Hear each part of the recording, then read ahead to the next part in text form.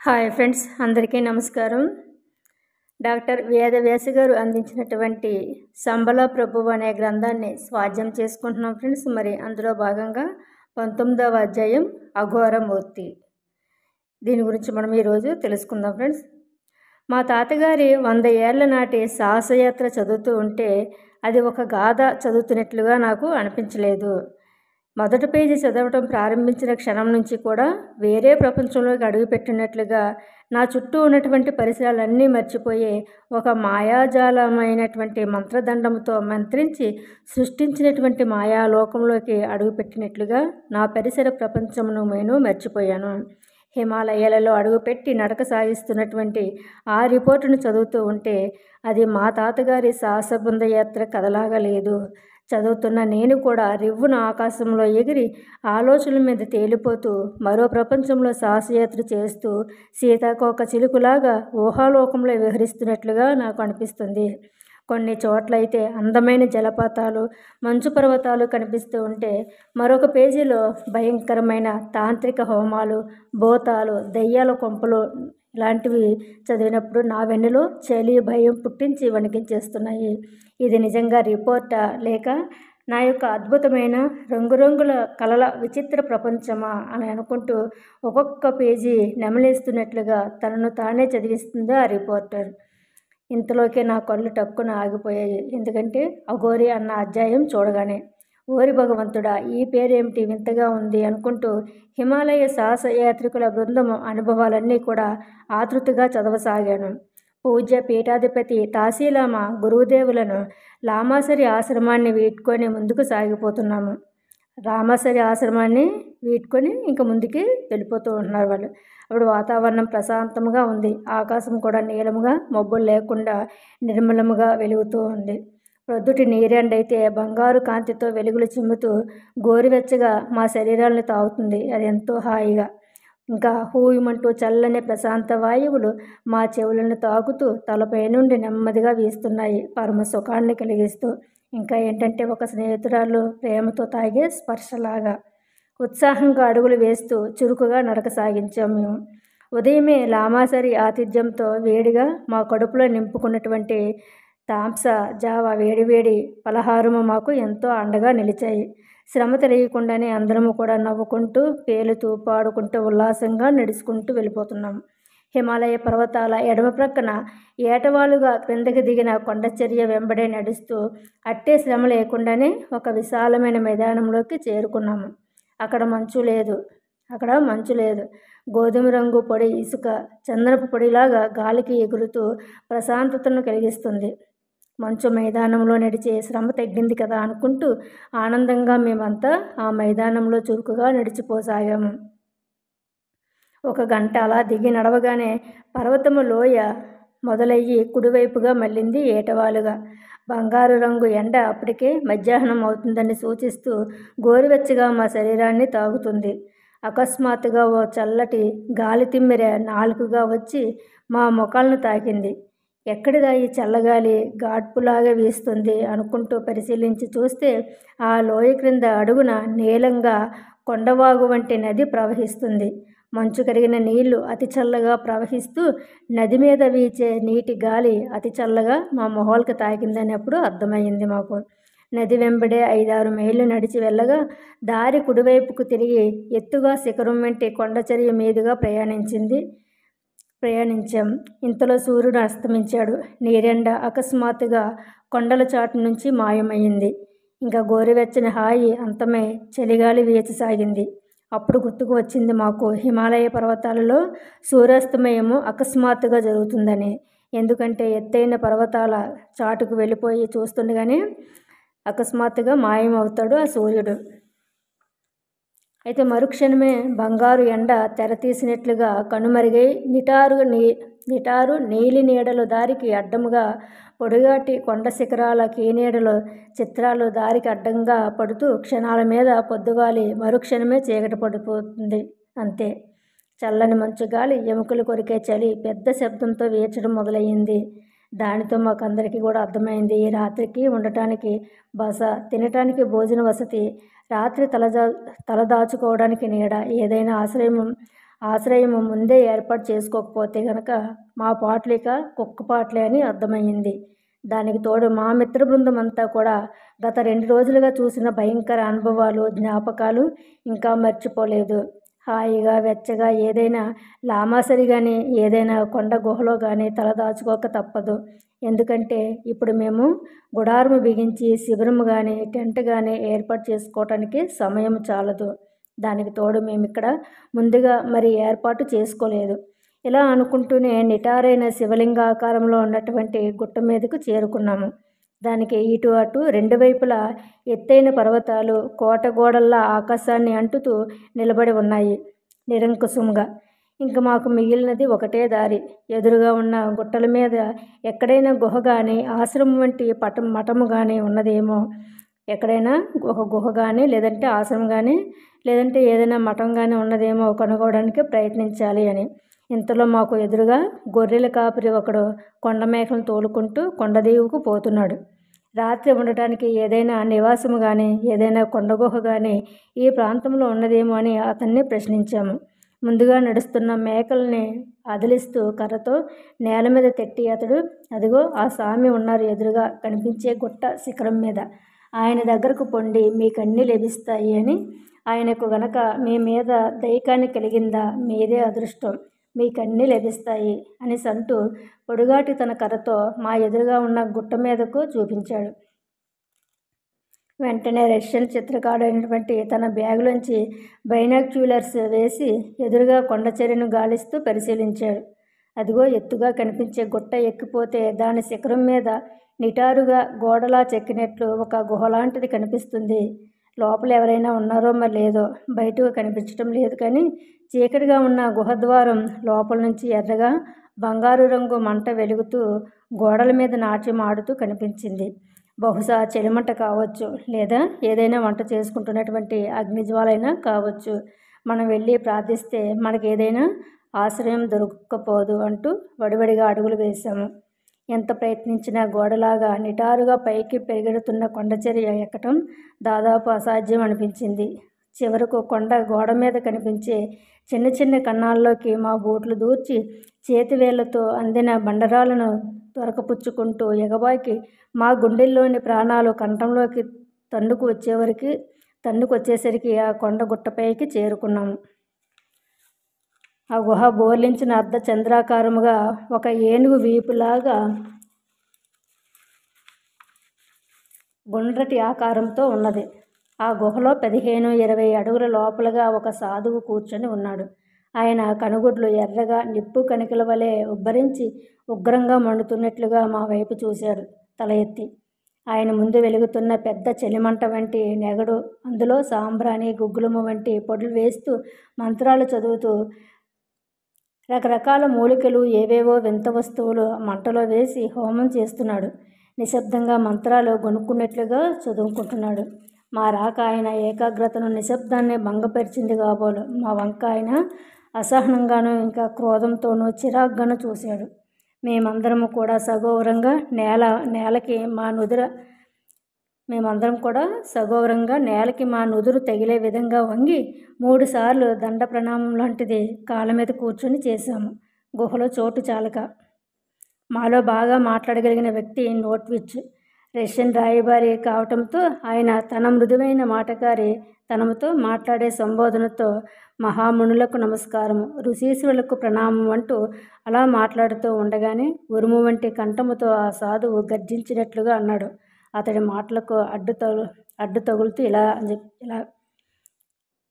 అతను మహామునులకు నమస్కారం, ఋషీశ్వరులకు ప్రణామం అంటూ ఒక సాహసయాత్రికులను ఒక ఆయన చెప్తూ మాట్లాడుతూ ఉండగానే ఆ మాటలకు అడ్డు తగులుతున్నట్లుగా సాధువు గర్జించినట్లుగా మధ్యలోనే ఆ మాటలకు అడ్డు తగులుతున్నట్లుగా ఇలా రా అని చెప్పేసి ఈ విధంగా అంటున్నాడు. ఎలాగా, మీరంతా పర్వతయాత్రికులు అవునా అని చెప్పేసి అడుగుతున్నమాట అతను.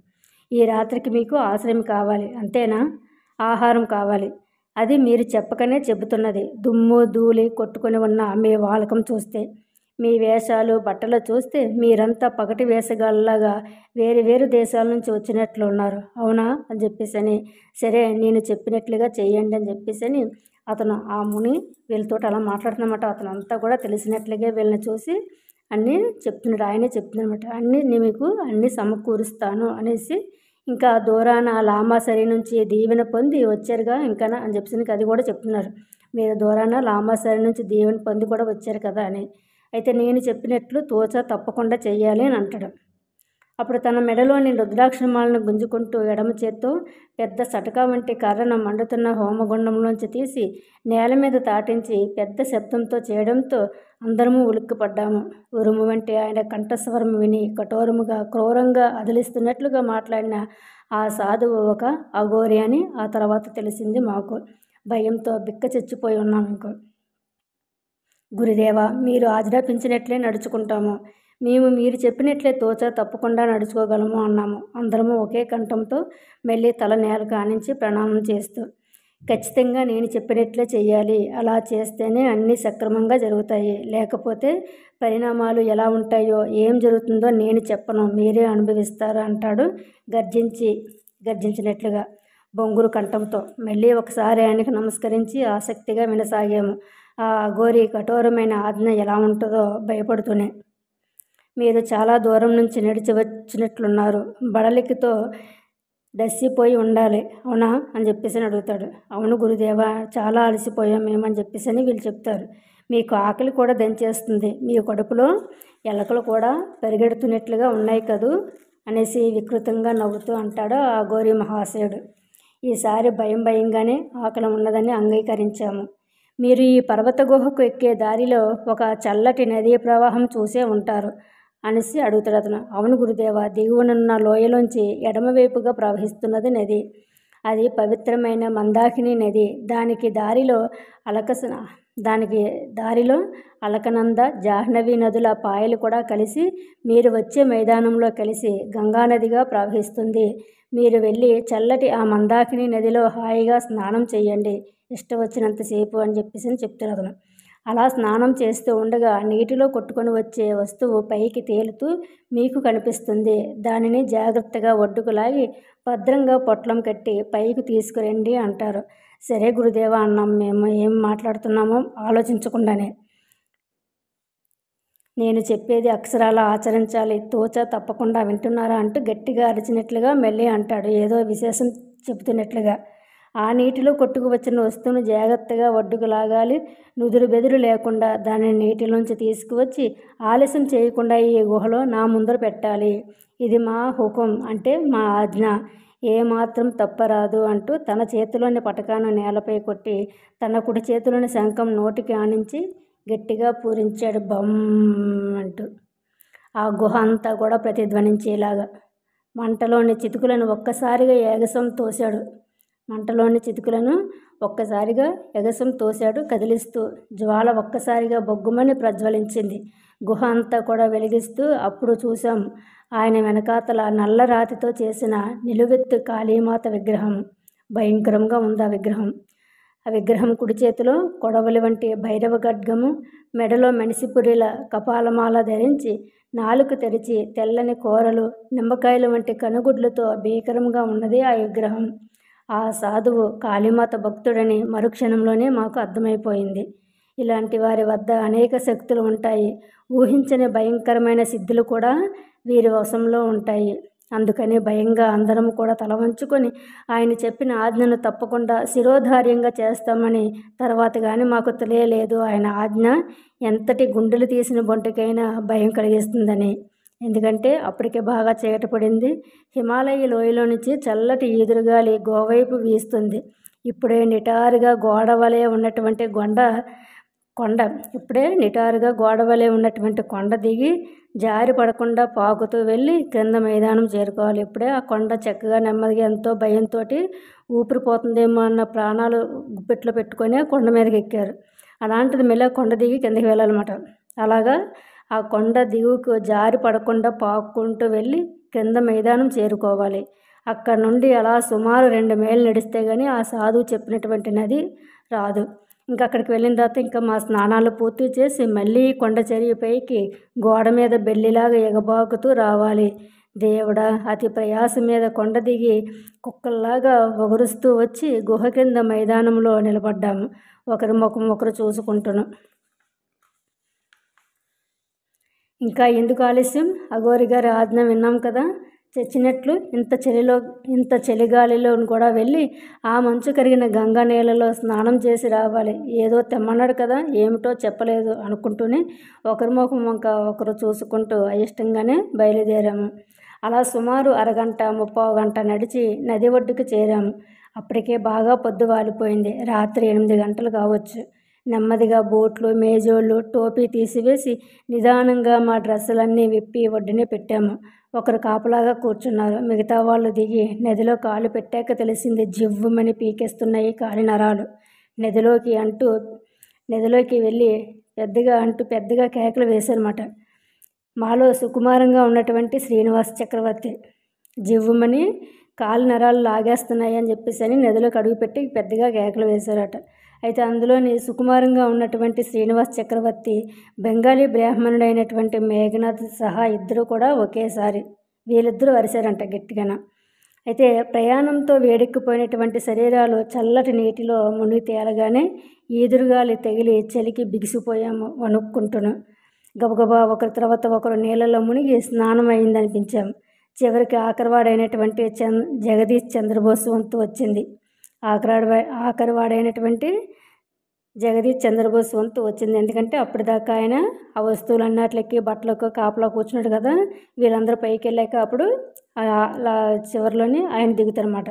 నెమ్మదిగా కాళ్ళు నీళ్ళలో తడవగానే చచ్చాడురా బాబు అంటూ చలికి కేక పెట్టాడు. ఎలాగో ఆ నీటిలో 3 మునకలు వేసేసి తనకు అలవాటైనటువంటి గాయత్రి మంత్రాన్ని గబగబా సంజయ్ వార్చినట్లుగా వార్చి గాలికి ఎండుటాకులా కంపించిపోతూ చలికి బిగి తీసుకుపోయాడు. ఆయన ఒడ్డుకు వచ్చిన తర్వాత గుర్తుకు వచ్చింది మా అందరికీ. అవునట్లు ఆయన ఏదో తెమ్మన్నాడు కదా, ఏమిటది అంటూ నీళ్ళ వైపు చూసిన మాకు దూరాన తెల్లగా ఏదో వస్తువు నీటి ప్రవాహం మీద తేలుకుంటూ కొట్టుకుంటూ వస్తుంది. అది మా దగ్గరకు రాగానే పట్టుకోపోతే అది మళ్ళీ ప్రవాహంలోకి మజ్జిగా వెళ్ళిపోయింది. ప్రక్కనే పడి ఉన్నటువంటి ఒక గడకర్రను తీసుకొని ఆ వస్తువును ఒడ్డుకు లాగితే మరుక్షణమే 2 సభ్యులు నీటిలోకి దూకి ఆ వస్తువును దొరకబుచ్చుకున్నారు. తడిగుడ్డలతో ఒడ్డుకు తీసుకొని వచ్చి ఆ వస్తువును టార్చి వేసి చూసిన జగదీష్ చంద్రబోస్ కవ్విన కేక వేశాడు భయంతో. ఏమిటది? శవం అంటూ.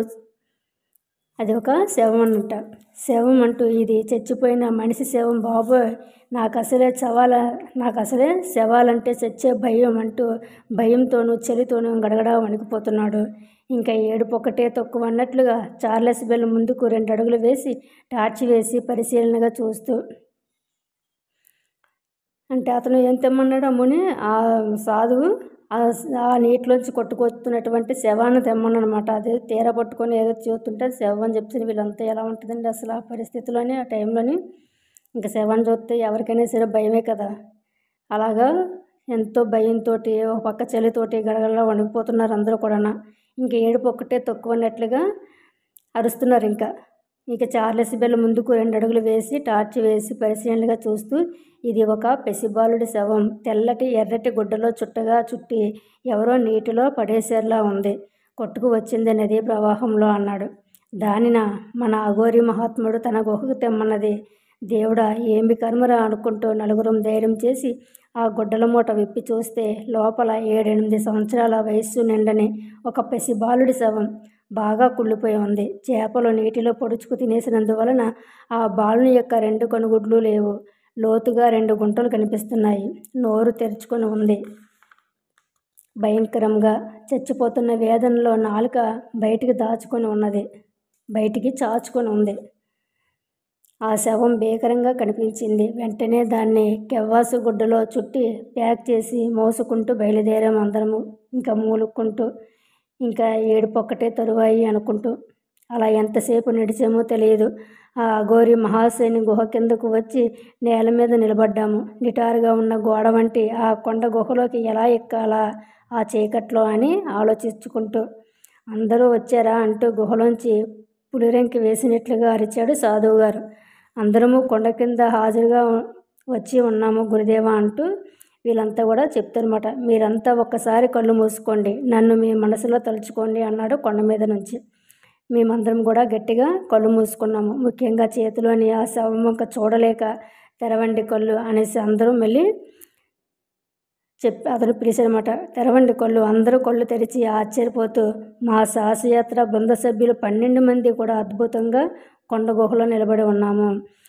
చెప్పారు కదా, ఈ సాధువు అందరినీ కూడా గట్టిగా కళ్ళు మూసుకోమని చెప్పారు కదా. అతను తెలుసుకొని ఎప్పుడైతే కళ్ళు మూసుకున్నారో మళ్ళీ కళ్ళు అందరూ కూడా కళ్ళు తెరవండి అనే లోపల వీళ్ళంతకీ కూడా ఒక్కసారి అద్భుతంగా ఆశ్చర్యం వేసింది. ఏమిటి, గుహలోకి ఎలా వచ్చామో తెలియక ఏంటంటే కళ్ళు మూసి తెరిచేలోగా 12 మంది కూడా ఆ కొండ ఎక్కకుండానే కొండ గుహలో ఉన్నారన్నమాట. వీళ్ళు గుహలోకి ఎలా వచ్చామో తెలియక ఆ సాధువు మహత్యానికి ఆశ్చర్యపోతూ ఏం మాట్లాడాలని భయంతో బిక్కచచ్చిపోయి ఉన్నటువంటి మాతో మీరందరూ కూర్చోండి, 2 వరుసలుగా, మీకు భోజనానికి వేళ అయింది అనేసి రెండవసారి కేక వేశాడనమాట. అందరం ఒక్కసారి విస్తుపోయాం. అక్కడ ఏమి తినాల్సి వస్తుందో భగవంతుడా, నీదే భారం అనుకుంటూ గుహలో వంటలు, భోజనాలు, ఏర్పాట్లు, వంట వార్పులు ఏమాత్రం కనిపించలేదు. మా ఆలోచనలకు తావీయకుండా అఘోరి సాధువు అలా కూర్చోండి, మాట్లాడకుండా మీకు భోజనం వడ్డిస్తాను అంటాడు. చేసేదేమీ లేక అందరం కూడా గుహ గోడ కానుకొని 2 వరుసల్లో కూర్చున్నాము. మీరు తెచ్చింది ఈ మధ్యలో పెట్టండి అన్నారు. భయంతో వణికిపోయాము. నదిలో కొట్టుకు వచ్చినటువంటి ఆ పసివాడి శవాన్ని ఆ సాధువు ముందు పెట్టాము. వణుకుతున్న చేతులతో ఏమంటాడో తెలియక మళ్ళీ ఇంకొకసారి సిద్ధంగా కూర్చోమన్నాడు.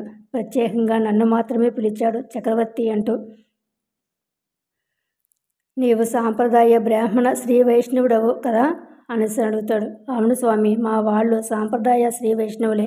నా పేరు అంటుండగానే అతడే అడ్డం వచ్చి, నీ పేరు శ్రీనివాస్ చక్రవర్తి, నీ తండ్రి పేరు శేషాద్రి శ్రీనివాస్, మీ తాతగారు శేషాచార్యులు అవునా అని చెప్పేసి అంటాడు సాధువు. ఆశ్చర్యంగా నోరు తెరిచిన నా వంక చూస్తూ నా వంశవృక్షం ఆయనకి ఎలా తెలిసిందా అని విస్తుపోయాను. నువ్వే తీసి వడ్డించు అందరికీ మడిగా అన్నాడు అఘోరి సాధువు పెళ్ళినో వికృతంగా నవ్వుకుంటూ.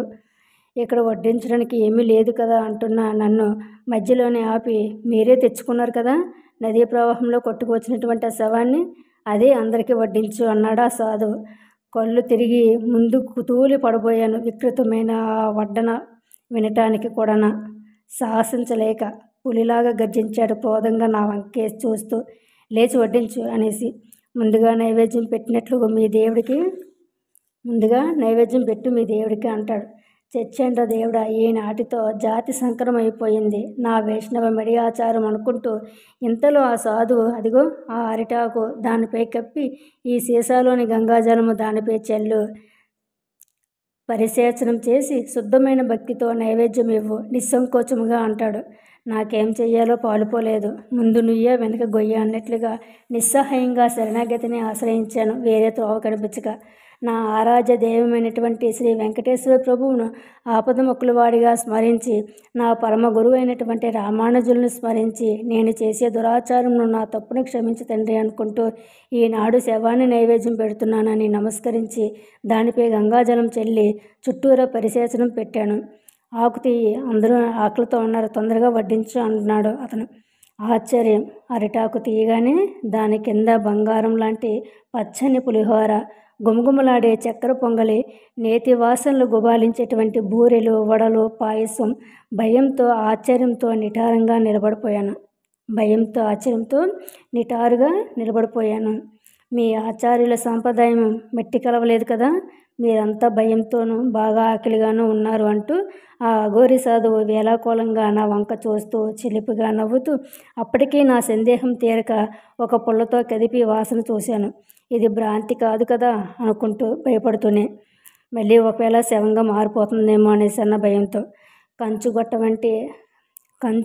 వంటి కొంగును మోగే కంఠంతో, నీ దేవుడు శ్రీనివాస ప్రభు ప్రసాదం మడిగా వండి నైవేద్యం పెట్టబడినది. మీ దేవుడు అయినటువంటి శ్రీనివాస ప్రభువు యొక్క ప్రసాదం మడిగా వండి నైవేద్యం పెట్టబడినది. మీ తిరుమల కొండపై నుంచి వేడివేడిగా పంపించారు అంటూ ఆ సాధువు పరిహాసపడాడు. ఆశ్చర్యంతోనూ ఆనందంతోనూ కడుపు నిండా భోజనం చేశాం, ఇంకా పీకల దాకాన. అన్నమైతే తిన్నాము, కానీ సందేహాలు, అనుమానాలు గుండెల దాకా తన్నుకు వస్తున్నాయి. గురుదేవా, వాక్యాన్ని పూర్తి చేసేలోగానే ఆ అఘోరి మహారాజు నవ్వుతూ అంటాడు, నాకు అర్థమైంది నీ సందేహం అని. మేము తిన్న ఈ ప్రసాదములో నదిలోంచి తెచ్చిన పసిబాలుడి శవమేనా? అదే కదా మీరు నన్ను అడుగుదాం అనుకున్నది అని చెప్పినాడు అతను. ఆ సాధువు అంటాడు, అవును గురుదేవా, మేమంతా కూడా అద్భుతంతోనూ ఆశ్చర్యంగానూ అన్నాము ఆయన వంకే చూసుకుంటూ. ఆయనను ఏదో అడగబోయిన నన్ను చిన్నపిల్లవాడిని కసినట్లే గద్దించాడు. నీవు బ్రాహ్మణుడివి కదా, వేదాలు ఎప్పుడు చదవలేదా? ఈసారి విస్తుపోవటం నా వంతయింది. తెల్లారి లేస్తే మా కుటుంబంలోని వైష్ణవ స్వాములంతా కూడా చదివేది వేదాలే కదా అని. ఈయన ఇలా ప్రశ్నిస్తాడేమిటి అనుకుంటూ, మీరు చదవలేదా వేదాలను? ఏమిటి గురుదేవా? అహమన్నం అహమన్నం అహమన్నం అహమన్నం అన్న మంత్రాన్ని. దాని అర్థం ఏమిటనుకున్నావు? భగవంతుడే స్వయంగా అన్నస్వరూపం ధరించాడు అని. జన్మించక ముందే తల్లి గర్భంలో ఆహారంతోనే పెరిగి మనిషిగా జన్మించుతాడు అని కదా వేదమంత్రాలు చెబుతున్నాయి అని అడుగుతాడు సాధువు. అవును కదా అన్నాను నేను కూడా. ఆయన ఏం చెప్పబోతున్నాడో అర్థం కాక, మీరు తెచ్చిన మనిషి శరీరం అన్నమే కదా, తిన్న అన్నంతోనే కదా ఆ శరీరం పెరిగింది అంటూ ఆయన వివరణకు విస్తుపోతున్నటువంటి నాతో అఘోరి ఎలా మళ్ళీ వివరిస్తాడు. రుద్రో విశ్వో భువనాని కేశ అంటే మీ అధర్వణ వేదంలో వ్రాసి ఉన్నది ఈ విశ్వము భూమి.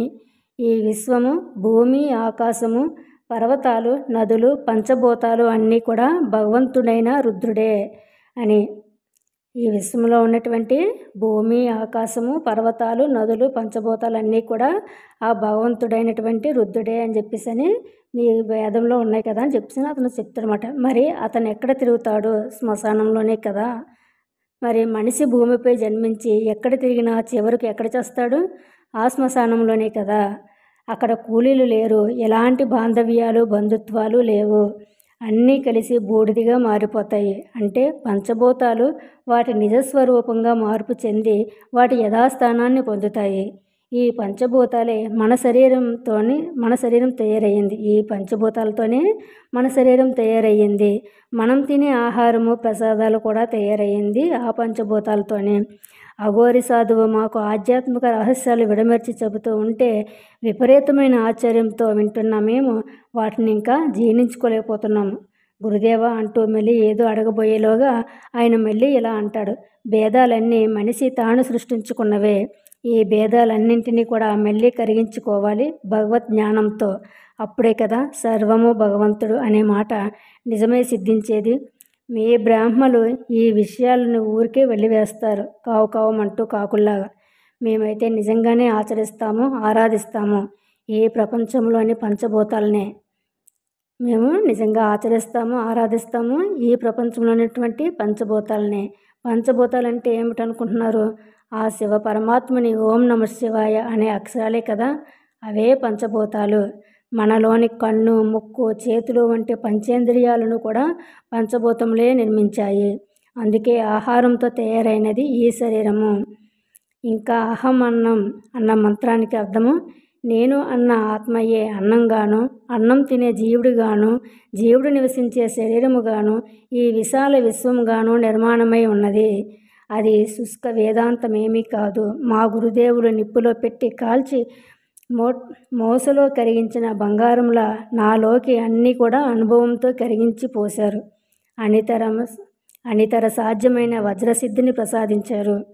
ఈ సిద్ధి ఏ తాంత్రికమూ కాదు, శుద్ధ బ్రహ్మ జ్ఞానం యొక్క యథార్థ రూపం అంటూ మా కళ్ళ ముందే ఆ అఘోరి సాధువు మాయమైపోయాడు. ఎదురుగా గుహలో ఎర్రటి మంట ఆయన వెలిగించిన దునిలోని హోమాగ్ని ఇంకా కూడా అలా మండుతూనే ఉన్నది. ఆశ్చర్యంగా అలా వెనక్కి తిరిగిన మాకు ఆ కొండగుహ ద్వారంలోంచి ఉదయిస్తున్నటువంటి సూర్యుడు యొక్క బంగారు కిరణాలు అందరి ముఖాలపై పడినాయి. అఘోరి సాధువు ఉపదేశించిన జ్ఞాన కిరణాల వలె. ఆ సాధువు మాయం కావటం వలన ఇంకా మాకు సెలవిచ్చినట్లుగా అర్థమయ్యింది. ఆశ్చర్యంగాను భయంగాను మా సామాన్లు, సంచులు, తుపాకులు సర్దుకుంటూ కొండదారి పట్టాము. చేసేదేమీ ఇంకా లేక. ఆహా, ఈ హిమాలయాలు ఎక్కడ చూసినా ఆశ్చర్యాల పుట్ట అనుకుంటూ అందరికీ భయం పట్టుకుంది. ఆ కొండగుహలో కనిపించినది అఘోరి సాధువేనా, లేక ఎవరెస్ట్ శిఖరానికి దగ్గరగా శివలింగాకారంలో ఉన్నటువంటి కైలాస పర్వతం మీద ఉండే ఆ శివ పరమాత్ముడా? ఎలా తెలుస్తుంది పంచభూతాలతో నిర్మితమైన మా చర్మచక్షువులకు అని చెప్పేసి వాళ్ళు అనుకుంటూ ముందుకు సాగుతున్నారు.